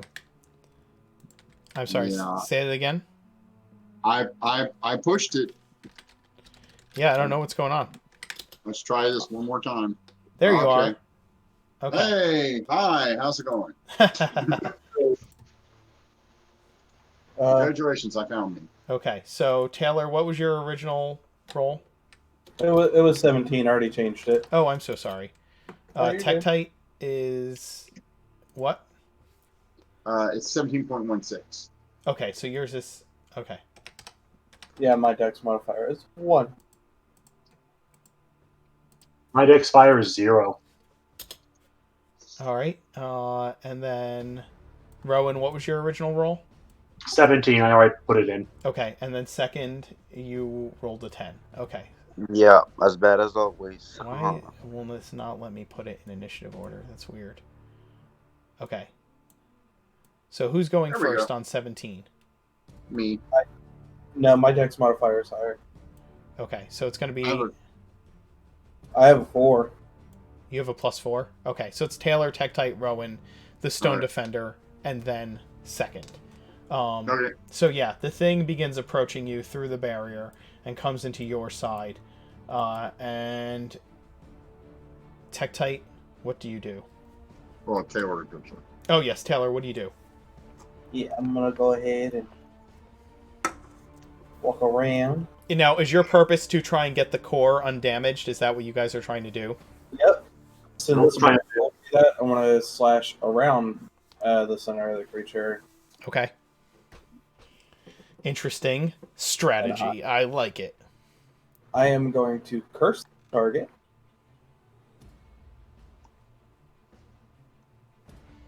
I am going to scimitar attack. Okay. You cast the Hexblade's Curse. You gain the ability to place a baleful curse on someone. The target is cursed for 1 minute. The curse ends early if the target dies. You gain a bonus to damage rolls. The bonus equals your proficiency bonus. Any attack roll you make against the cursed target is a crit on a 19 or 20. And you regain hit points equal to your Warlock level plus Charisma modifier when the creature goes down. And the 16 from your first strike will hit the creature. Okay. Whoa. The second one will miss completely. Oh, no. Oh, that's that the was... curse damage. Oh, I see. Yeah. So you're doing 8 damage to the creature. Yep. Okay. All right.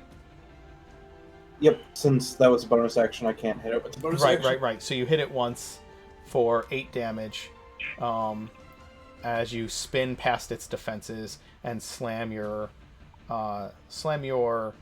scimitar home into one of its gears. Tektite? I move forward. I will use my Pointer Warrior and then smack it in the face. Go for it. 14. It blocks your blow. Well, of course it does. Rowan? We go here. I'm going to try to take your tools to just simply remove the core out. Okay, so while they're distracting it, you're going to attempt to remove the core. Give me a with advantage a roll with your tinker tools. 20 do it. Nice. Okay, so you I'm gonna say that you probably can't just remove the core. So this time, Damage out. I'm not trying to actually damage. I'm trying to get the core and just make it easier. right. So you get into the back of it and you remove the back plating in order to gain access to the core. Okay. Like while they're distracting it, you're starting to take the thing apart. Out of character, I